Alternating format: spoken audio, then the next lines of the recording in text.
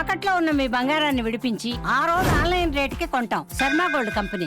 ఈ 21వ శతాబ్దంలో 25 సంవత్సరాలు పూర్తి చేసుకున్నాం. ఈ 25th నుంచి 50th ఇయర్కి వెళ్ళడానికి మొట్టమొదటి సంవత్సరం ఇది. ఇందులో ఒక చాలా పెద్ద లక్ష్యం మన అందరం భారతదేశం తరపున పెట్టుకున్నాం. వికసిత్ భారత్ 2047.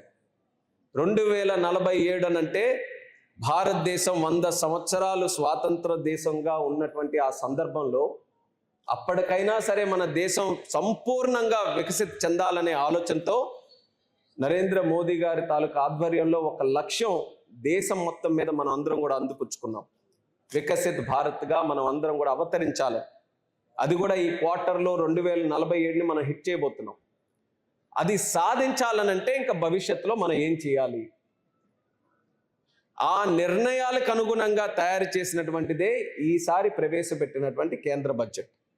12 సంవత్సరాలు ఏదైతే ఒక బలమైనటువంటి పునాది ఆర్థికంగా మన భారతదేశంలో ఏర్పడిందో దాన్ని వినియోగించుకుంటూ భవిష్యత్తులో కూడా ప్రపంచంలో ఒక ఉన్నతమైనటువంటి శక్తిగా భారతదేశం తయారవ్వాలి.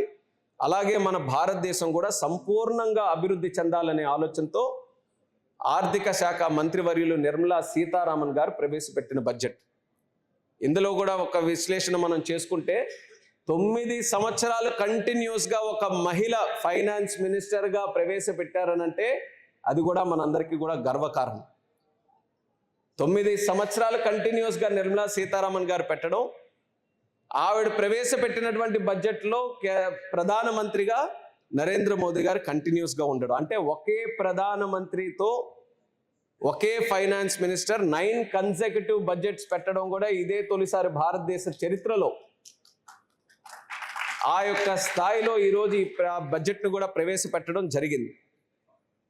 ఈ బడ్జెట్ ద్వారా వికసిత్ భారత్ ఒక ఎత్తు అయితే, మరొక ముఖ్యమైనటువంటి అంశం మన దేశంలో ఉన్నటువంటి యువతి యువకులు. యువశక్తి ద్వారా తయారు చేసినటువంటి బడ్జెట్గా నిర్మలా సీతారామన్ గారు పార్లమెంట్లో అనౌన్స్ చేశారు.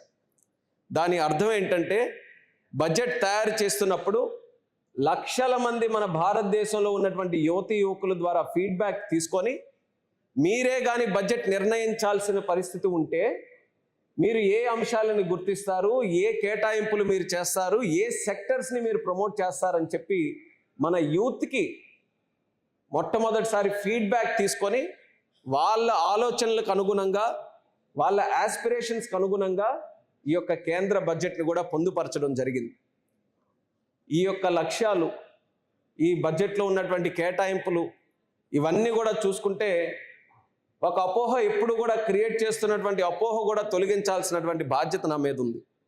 ఎప్పుడు కూడా కేంద్ర బడ్జెట్ పెట్టిన తర్వాత ఏ రాష్ట్రాల్లో ఎన్నికలు జరుగుతున్నాయో ఆ ఎన్నికల కోసమే బడ్జెట్ అని చెప్పి ప్రతిసారి కూడా ఒక వాదన తీసుకొని వస్తుంటారు. బడ్జెట్ చూడండి, ఇప్పుడున్న రాష్ట్రాలు చూడండి, కానీ గట్స్తో, ధైర్యంతో ఫైనాన్స్ మినిస్టర్ గారు రూపకల్పన చేసినటువంటి ఈ బడ్జెట్ కేవలం ఎన్నికలు జరుగుతున్నటువంటి రాష్ట్రాలకే కాదు, యావత్ భారతదేశానికి కూడా భవిష్యత్తు నిర్ణయించే విధంగా చేశారు. అది ఒక రకంగా చేయాలన్నా ఎంతో ధైర్యం కావాలి. ఎందుకనంటే క్రిటిసిజం, ఎలక్షన్లో వచ్చినటువంటి రాష్ట్రాలకు ఇవ్వకపోతే ఏం మా రాష్ట్రాలు గుర్తుకు లేదా అని, ఆ రాష్ట్రాలకు ఇచ్చిన తర్వాత మిగిలిన రాష్ట్రాలు ఏం మేము లేమా మా భారతదేశంలో అని, అంటే ఎప్పుడు కూడా కత్తి మీద సాములాగే బడ్జెట్ ఎప్పుడు కూడా ఉంటుంది.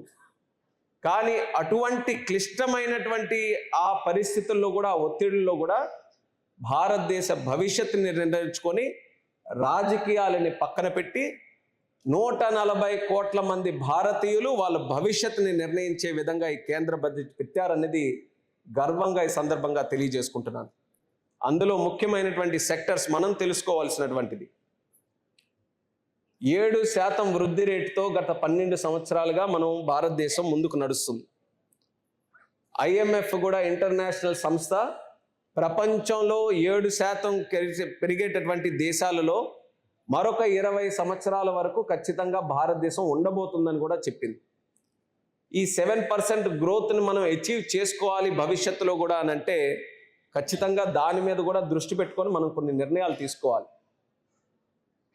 ఎందుకంటే ప్రపంచంలో యుఎస్ కానీ చైనా కానీ ఏవైతే పెద్ద పెద్ద ఎకానమీస్ ఈరోజు మనం అనుకుంటున్నాం అవి కూడా 2% 3% గ్రోత్ రేట్తోనే ఈరోజు ఉన్నాయి. కానీ భారతదేశం దానికి డబల్ కంటే ఎక్కువగా 7% గ్రోత్ రేట్తో ఈరోజు ముందుకెళ్తున్నప్పుడు కొన్ని ముఖ్యమైనటువంటి రంగాలు మనం ఎంచుకొని రేపు భవిష్యత్తులో కూడా ఏదైతే ప్రభావితం చేస్తాయో ఆ అంశాలను తీసుకొని ముందుకు వెళ్ళాలి. అందులో అత్యంత కీలకమైనటువంటిది మ్యానుఫ్యాక్చరింగ్ సెక్టర్. మీ అందరికీ కూడా తెలుసు, మోదీ గారు ప్రధానమంత్రి అయిన దగ్గర నుంచి ఒక నినాదంతో ప్రజల్ని ఎప్పుడూ కూడా తట్టి లేపేవారు, అదే మేక్ ఇన్ ఇండియా క్యాంపెయిన్. మనం స్వదేశీ వస్తువులు వాడాలి, మన కంపెనీల్ని మనం ఎంకరేజ్ చేయాలి, అలాగే మన తయారీ రంగాన్ని మనం ప్రోత్సహించుకోవాలి, మన ఇంపోర్ట్స్ తగ్గించుకొని ఎక్స్పోర్ట్స్ పెంచే విధంగా మన మ్యానుఫ్యాక్చరింగ్ సెక్టర్ని మనం ఎంకరేజ్ చేయాలని మోదీ గారి తాలూకా ప్రయత్నం ఎన్నో సంవత్సరాల నుంచి కొనసాగుతూ వస్తుంది. ఈరోజు దాన్ని డెవలప్ చేసే విధంగా మ్యానుఫ్యాక్చరింగ్లో కొన్ని అద్భుతమైనటువంటి రంగాలు ఎంచుకొని ఫోకస్డ్ అప్రోచ్తో తయారీ రంగాన్ని ప్రమోట్ చేయడం జరుగుతుంది. అందులో రేర్ ఎర్త్ మ్యాగ్నెట్ కారిడార్ని మొట్టమొదటిసారిగా బడ్జెట్లో ప్రవేశపెట్టి అనౌన్స్ చేశారు. అందులో మరొక విశేషం ఏంటంటే ఆంధ్రప్రదేశ్ రాష్ట్రాన్ని కూడా గుర్తించారు. మనం ఒక ఐటీ ఇండస్ట్రీలో వాడే సెమీ కండక్టర్స్ కానీ ఎలక్ట్రానిక్స్ కానీ ఏవైనా ఈ గ్రీన్ ఎనర్జీకి సంబంధించినటువంటి ప్రోడక్ట్స్ కానీ సెల్ ఫోన్స్ కానీ ఎలాంటి డివైజెస్ మనం ఎక్కువగా ఎలక్ట్రానిక్స్ సంబంధించి మనం వాడతాం, ప్రతి ఒక్క దాంట్లో కూడా ఈ రేర్ ఎర్త్ మ్యాగ్నెట్ అనేది ఉపయోగపడుతుంది. రేర్ ఎర్త్ మ్యాగ్నెట్తో పాటు క్రిటికల్ మినరల్స్ కూడా దానితో పాటు ఉపయోగపడతాయి. ఇప్పుడు ఉన్నటువంటి పరిస్థితుల్లో భారతదేశం ఎక్కువ శాతం అది ఇంపోర్ట్ చేయాల్సినటువంటి అవసరం ఉంటుంది. కానీ మన దగ్గర ఖనిజాలు ఉన్నాయి.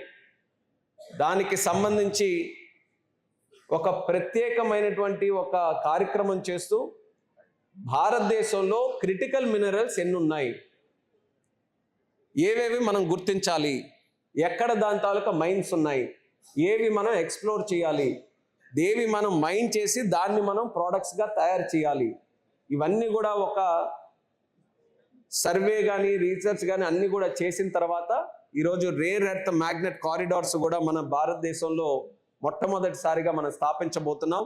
ఆంధ్రప్రదేశ్ కూడా దానికి వేదిక కాబోతుంది. సో రేపు భవిష్యత్తులో ఏవైతే ఈ ఇంపార్టెంట్ క్రిటికల్ మినరల్స్ కానీ రేర్ ఎర్త్ మ్యాగ్నెట్స్ కానీ ఉన్నాయో దీన్ని ఇంపోర్ట్ మనం తగ్గించుకొని మన దగ్గరే మ్యానుఫ్యాక్చర్ చేసుకునే విధంగా ప్రభుత్వం నిర్ణయం తీసుకుంటుందని కూడా ఈ సందర్భంగా తెలియజేస్తున్నాను. దానితో పాటు బయోఫార్మా శక్తి కింద ఆల్రెడీ మన ఆంధ్రప్రదేశ్ కూడా అందులో బలమైనటువంటి ఒక ముద్ర వేసుకుంది ఫార్మాస్యూటికల్ సెక్టర్లో. దానికి సంబంధించి 10,000 కోట్ల రూపాయలు బయోఫార్మా ఇండస్ట్రీ కోసం కూడా ప్రత్యేకంగా కేటాయించింది. అలాగే దానికి సంబంధించినటువంటి బయోఫార్మాకి సంబంధించినటువంటి ట్రైనింగ్ కానీ స్కిల్లింగ్ కానీ వాటి మీద కూడా ప్రత్యేకమైనటువంటి నిర్ణయాలు తీసుకొని దాన్ని కూడా ప్రమోట్ చేసే పరిస్థితిలో ఈరోజు కేంద్ర ప్రభుత్వం నిర్ణయాలు తీసుకుంది.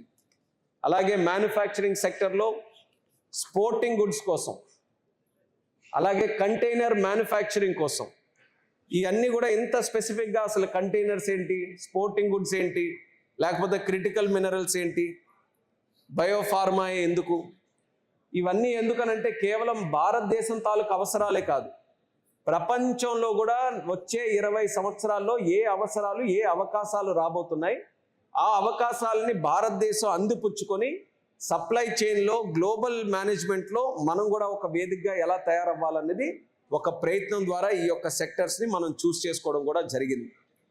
దీనితో పాటు సర్వీసెస్ సెక్టర్లో మనం చూసుకుంటే హెల్త్లో, ఎడ్యుకేషన్లో, స్కిల్లింగ్ ట్రైనింగ్లో, ఐటీ సెక్టర్లో వీటన్నిటిలో కూడా ముఖ్యంగా ఎక్కువ నిధులు ఈసారి కేటాయించి సర్వీసెస్లో ఒక లక్ష్యం పెట్టుకున్నాం.